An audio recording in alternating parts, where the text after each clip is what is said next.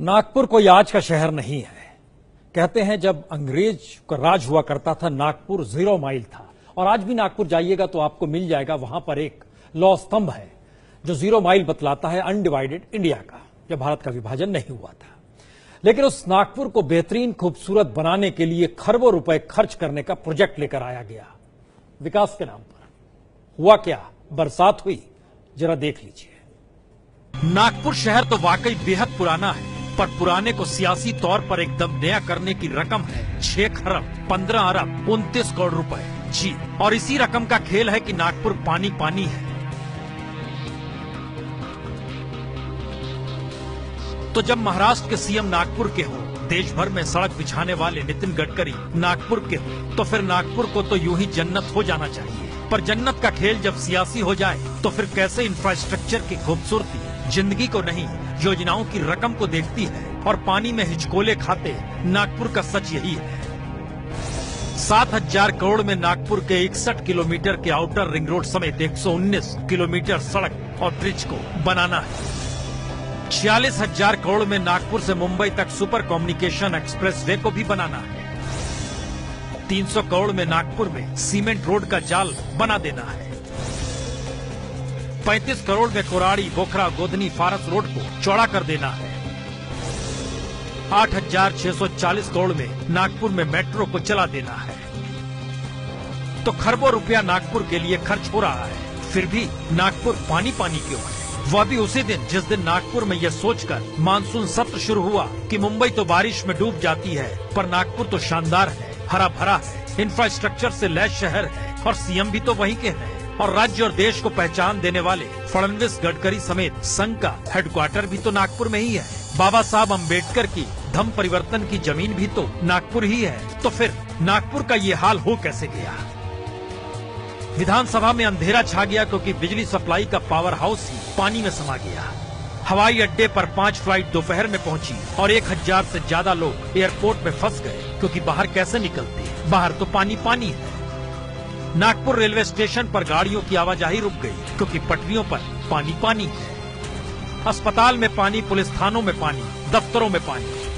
तो शहर डूबा इसलिए क्योंकि इंफ्रास्ट्रक्चर के नाम पर पानी निकासी का इंफ्रास्ट्रक्चर ही चोक कर दिया गया। घरों के ऊपर सीमेंट रोड बना दी गई, यानी सीमेंट रोड ऊपर हो गए, घर नीचे हो गए। मेट्रो निर्माण ने सब्ज बाग दिखाए तो पानी निकासी ठप हो रही है, किसी ने ध्यान ही नहीं दिया। और सबसे बड़ा सच तो यह कि तमाम प्रोजेक्ट के बनने के बीच 14 जून को नागपुर म्युनिसिपल कॉर्पोरेशन के fire and emergency service department ने एक सर्वे किया, और उस सर्वे के बाद बहुत साफ तौर पर लिखा, जिस तरह नागपुर में बिना किसी योजनाबद्ध तरीके से तमाम प्रोजेक्ट का काम चल रहा है, उससे बारिश के वक्त नागपुर के कई इलाकों में बाढ़ सरीखे हालात बन जाएंगे।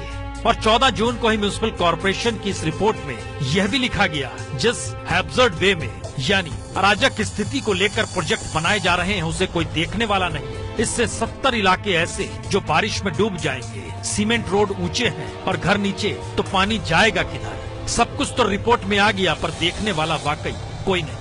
और नागपुर एक ऐसा शहर जिसकी पहचान विकास के नाम पर खरबों रुपए का ऐसे खेल तले दब गई, जिसमें रहने वाले लोगों को नहीं देखा गया, बल्कि योजनाओं को देखा गया और चल रहे प्रोजेक्ट को ही जिंदगी मान लिया गया। और चलती हुई जिंदगी देखिए पानी में डुबकी लगा रही है।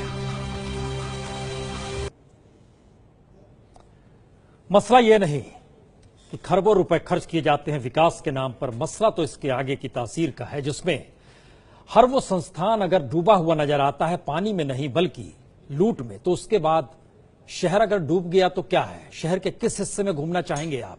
आपको लिए चलते हैं शहर दर शहर के हर हिस्से में, जरा देखिए रिपोर्ट।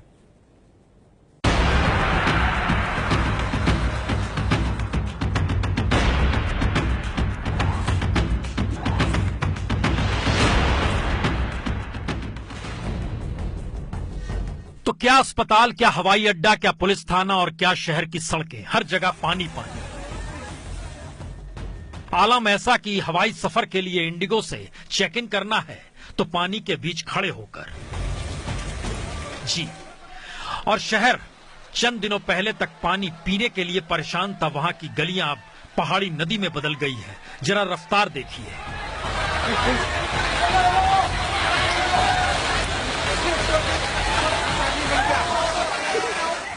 तो हर तरफ पानी है तो जाए कहां?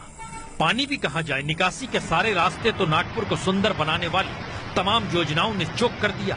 नागपुर के जिन 70 जगहों पर जल भराव की बाढ़ सरीखे स्थिति का हवाला म्युनिसिपल कॉर्पोरेशन के fire and emergency service department ने अपने सर्वे के बाद दिए, हालात तो उससे भी बुरे हो गए। और क्या नया क्या पुराना शहर, नागपुर में तो हर जगह सिर्फ पानी है।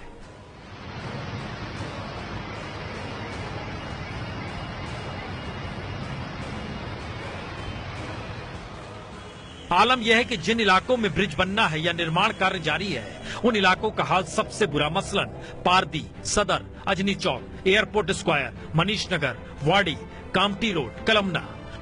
और दूसरी तरफ सीमेंट रोड से बस्तियां सड़क के नीचे चली गई तो 0 माइल से लेकर कामटी और खापरी तक, पूर्वी नागपुर और कलमना रोड तक। और जिन इलाकों में अंडरपास बन रहा है, वहां तो हाल और भी बुरा, खास तौर से कवालपेट, दीप्ति सिग्नल, भंडारा रोड। तो महाराष्ट्र की दूसरी राजधानी नागपुर, जिसे विदर्भ राज्य बनने पर राजधानी बनना होगा, वहां का हाल विकास के नाम पर ये क्या कर दिया गया, सब कुछ आपकी आंखों के सामने है। दरअसल खरबों रुपया खर्च कर खरबों कमाए जा सकते हैं, पर पानी में जो हालात डूब गए उसकी भरपाई कौन करेगा? ये है एबीपी न्यूज, आपको रखे आगे।